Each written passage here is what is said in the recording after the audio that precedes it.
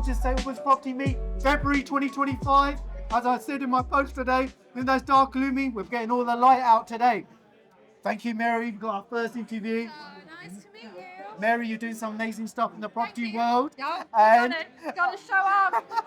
and this is stuff. One of the things you're mentioning is you mentioned something about the property code. Can you tell the audience a bit about this? Yeah, sure. I'm the creator of the property code. I believe it's the first system ever created that actually tests someone's ability to do property. Wow. I've created a series of tests, so I run somebody through a series of tests, and from there I can identify one of the 9 property personalities, which will immediately tell me their high stress state in property, where their natural growth personalities in property, and what is stopping them. Because most people come in and do property training and they don't get the results they think they're going to get. They've now spent all the money, they've broken their dreams, they've gone back to the day job. And so I really want people to really understand themselves first and get to the root of what they could bring in property in their true natural sense, and then grow a business from there. Jumping on that, I think what I find with a lot of entrepreneurs is the property training and your property strategy is useful, but you need help implementing, i.e. sourcing the property, all the rest of it. These are the gaps I find when people look at it, because then they get frustrated. And also knowing what the financing and implications are of it, because this no money deal, down deal, very hard to do generally for most people, and it requires a lot of experience and knowledge to do that. So most people who go on the dream and think, oh, I'm going to do a no money down deal. Yeah, that's sold a dream. And it doesn't work, does it? No, because it's basically, here's a get rich quick. They connect with that, and that is basically where it goes wrong. So actually, most property training is surface level. You're going to think of yourself as an iceberg. Yeah. So the surface is strategy, HMO, rent it, whatever it may be. What's below that? And what's below that is our fundamental belief, which is stopping us achieving our true success. So actually, the people who are actually selling property courses, their true fundamental belief is around achievement.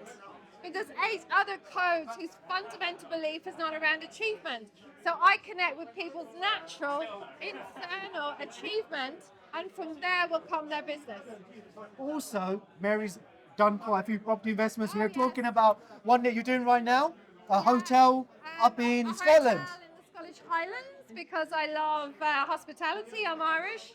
I believe in connecting with what is good about you, taking that value, and then creating from there. So it's an 18-bed lodge. It's a beautiful old building. It's bought with vendor deposit. They've had a vendor deposit. I don't like to say it, but it is a no money in deal. So, Your experience, and but that's I'm why. experienced, right? And that takes time. And are you going to hold on to the property? Oh my God, absolutely. Hold on to it, have some parties in it. Can't think of anything better, really. Well, Want to come along? well, yeah. Do you know, I've been up to Glasgow. I went last year, got some friends up there.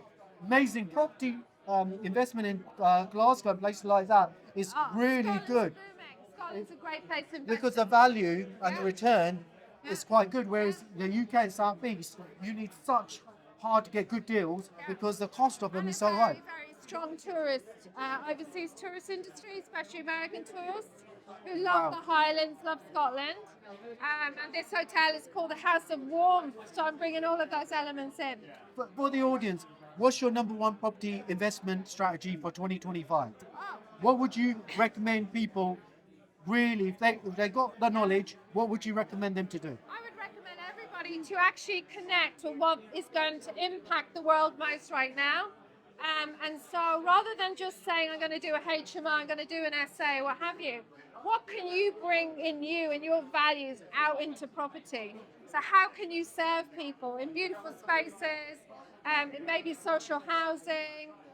So I like people to connect with what truly connects with them, and then they'll be able to grow and impact the property business far more than just following strategies that they don't even know if it's their flow. So find your flow in property, and everything will flow. Stop swimming upstream and copying everybody else. Find the niche, find the cohorts in all of this, and it'll be a much more enriching and fulfilling experience, and you will make more money. I always say three things that I always think about when you do property. Number one, do you like the strategy? Do you appreciate it? Because otherwise you're not going to be motivated. Number two, think about the financing. Number three, got to think about tax. If you don't, you're going to end up losing a lot of that money, and therefore you're going to lose the motivation. So if you do know a good property tax advisor, always get in touch and make sure you get that. But financing is key, but also, as Mary rightly said, got to enjoy which strategy you do. Have compassion, because it doesn't work, does it, otherwise? Enjoy the ride. Yeah. Perfect. Thank you, Mary. Thank you so Really much. appreciate it. This is the Value Again SA Women's Property Meet with people like Mary. We'll tag her in the post, and also you can connect with her and get more insight, Yeah. especially about some of her journey and experience and knowledge. Yeah, come do the property code as well. Save yourself years and thousands. That's what I say. Thank you. Hi everyone, we've got the legendary Julie Ford, who loves the Renters' Right Bill, and she's going to give us our updates here at SA Women's Property Meet. Julie, thank you so much. And as you might have seen, this is the real Julie, not the AI twin of Julie. I'd love to get that one in. Julie, there's so much happening in the property world, and I know the people love our content on this. Which pets? Tell us the lowdown on pets for the audience. Okay, so the Renters' Rights Bill has now had its second reading in the House of Lords, which means it's going to go literally steamrolling through to royal assent. Now, what this means with pets is landlords are going to have an implied term into the contract that they will have to accept pets. Now, what this means is even if your contract is currently silent or has an anti-pet clause in it, those will be void and you'll be assumed that you will accept pets. However, the caveat to that is you can still advertise a property that says no pets. That is still allowed. Once the tenant moves in, they have to ask for a pet and they have to do that in writing. That written request has to be quite detailed. The breed, the type, any details about current vets, things like that. The landlord can then ask for more information and the landlord has 28 days to respond to the tenant. Wow. Now, if the tenant doesn't do that, it's actually a breach of contract and landlord can evict. Wow. But the key thing is that a landlord will be able to ask the tenant to actually get specific pet damage insurance, and the Tenant Fees Act is actually being adjusted to allow that. Wow. I think the insurance point is really big. Yeah. But also, can the landlord still say, sorry, but I don't want a pet? Because everyone if you had any animals and things like this, or pets I should say, and you have like dogs and cats, especially dogs, and I've had one, they can cause quite a lot of stuff, damage in the house. And also, it's the odour and things like this. Yeah. How can someone say, sorry, but I don't want that in my rental property, that landlord, in the right way going forward? Absolutely. So one complete caveat to that is HMOs. So Right. it will be completely and utterly unreasonable to have a pet in an HMO. Yeah. Because then if everyone wants one in an HMO, let's say you've got a 5-bed, that's 5 pets, dogs and cats don't necessarily get on, it's going to be chaos. So an absolute outright reasonable excuse is it's an HMO.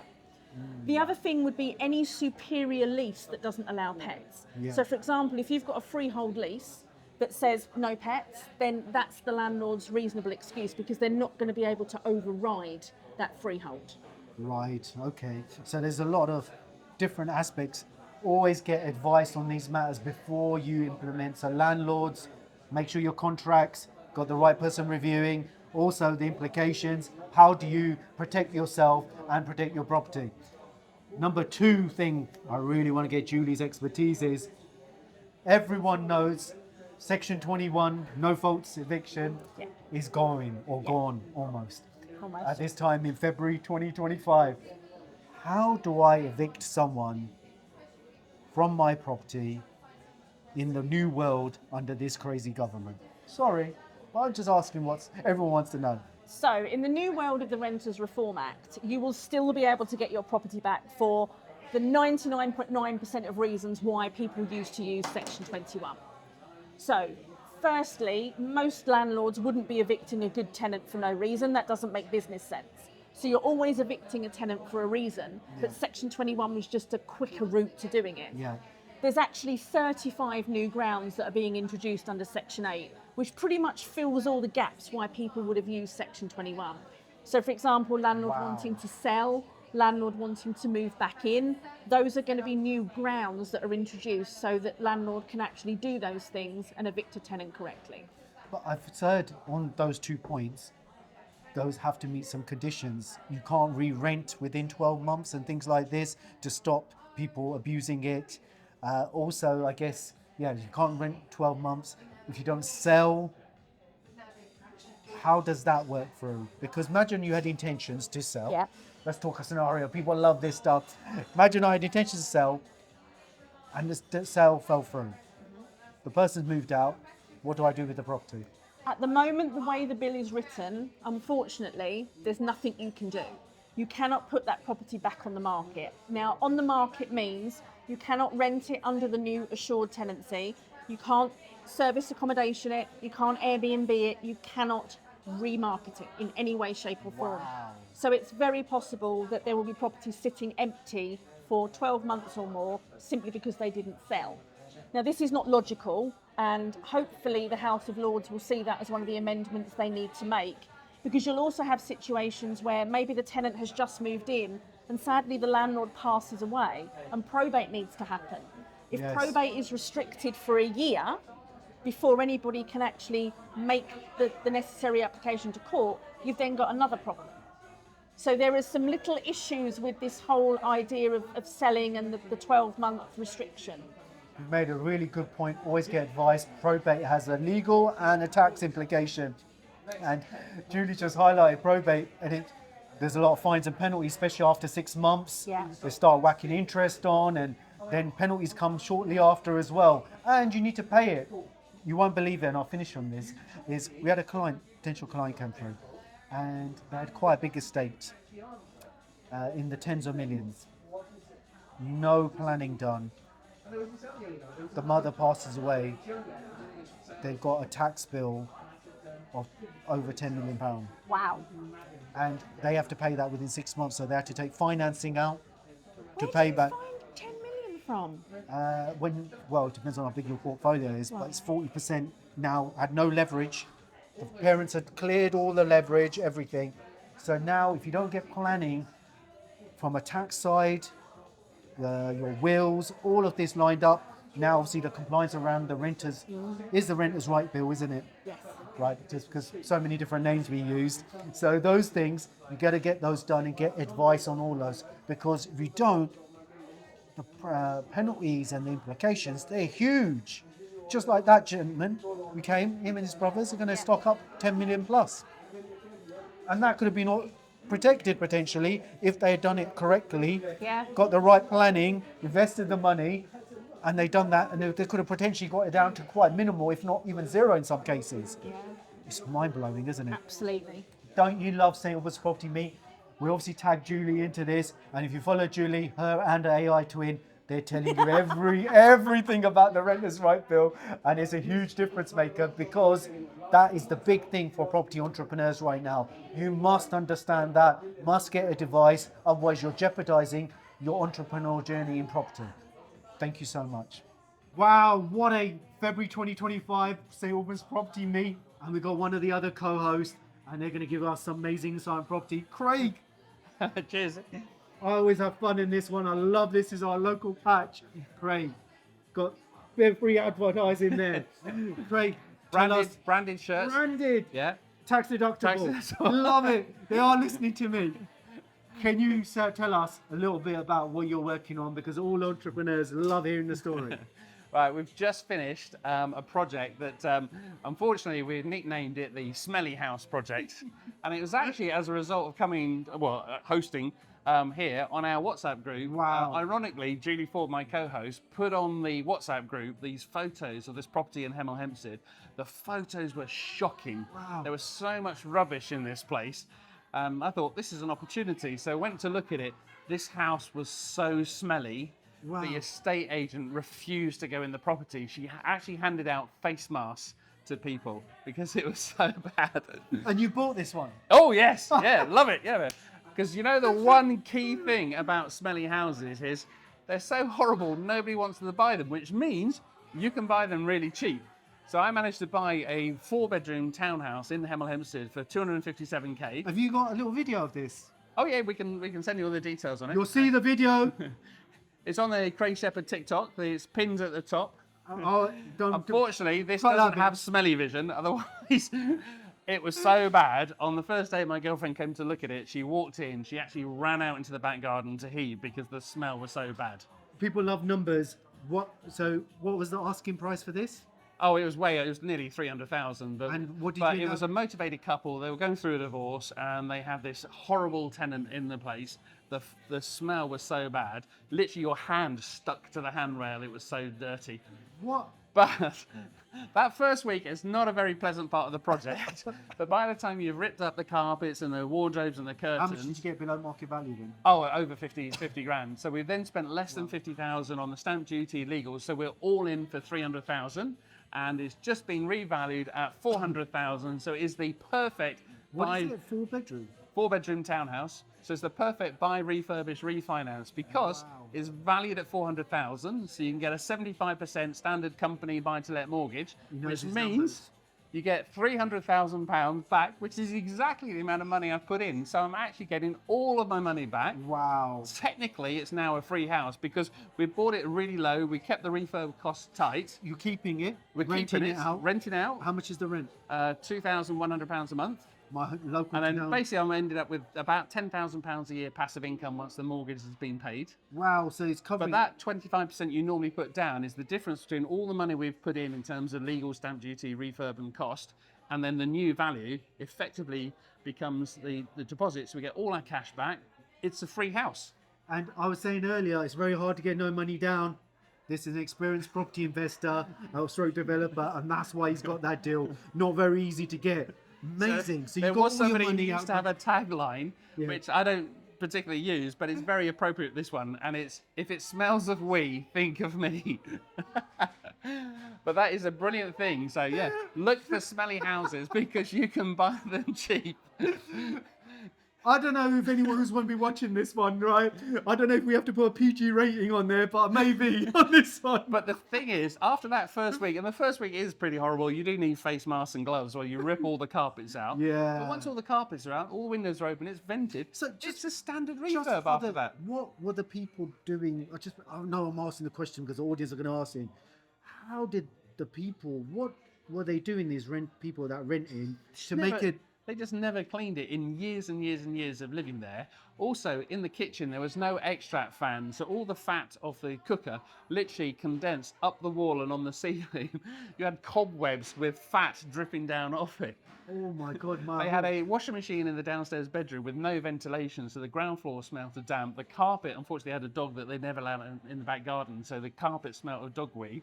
The kitchen had no extract, and the bathroom had no extract as well. So you literally drilled some holes and put extract fans in. So and you got a 400 grand property for 250 grand, basically. well, yeah. Well, after we've done the refurb, And then it worth three. I've got a £400,000 house. Now I'm sorting out the refinance for nothing apart from sweat equity. I assume So- you bought this in a company. Yeah, it's in Shepheard Property. Wow. Wow, so that's a classic for people who want to know the BRRRR strategy at the max. That is a perfect example. That's why he's a co-host of this property event, because he actually is doing what he tells a lot of people to do. And it's coming to events like this that you hear about opportunities, and it was from this event that I heard the opportunity. I went and organised the viewing. Other people on the viewing are like, oh, I can't stand this, and they How left. did you purchase it initially, on bridge? I used 100k in cash, and then the rest was on a bridge. Wow. So he basically financed it, and then when he refinanced and got actual mortgage, that was the first time. That's why he got it at the higher value. Otherwise, you normally have to wait 6 to 12 months depending on the financing. So you worked out really good on that. Yeah. So all money out, and you're getting I passive still cash own a flow. £400,000 house that's going up 7 to 10% a year in capital gains, and I've got a £10,000 a year passive income from it. And the other neat thing, this is really cool, Love it. my tenant happens to fit kitchens and bathrooms. So Wow. on my next refurb, I'm going to employ him to test them out to fit the next one. So I can give him loads of money for him to do a kitchen install, Wow. which then he gives back to me as rent. It's classic. It's Win-win. absolutely win-win-win-win. And that's how you build networking. And I think I mentioned in today's post to a lot of people. It's all about your network, how you build relationships, and then take action. And this can make a huge difference. Craig, thank you so much. That's a brewer deal from Craig and Shepheard Property Limited. I'm looking at his company, and that's what you can learn when you come to these networking events and events like this, meeting people like We're off Craig tomorrow and to look at more properties. So I'm looking at a Lloyds Bank ready for some commercial conversions. Been looking at some care homes to convert into apartments. So yeah, busy time. So Wow, huge tax advantage is something you have to talk to Craig about. Have a lovely day. Thank you for joining us on Salesman's Property Mate.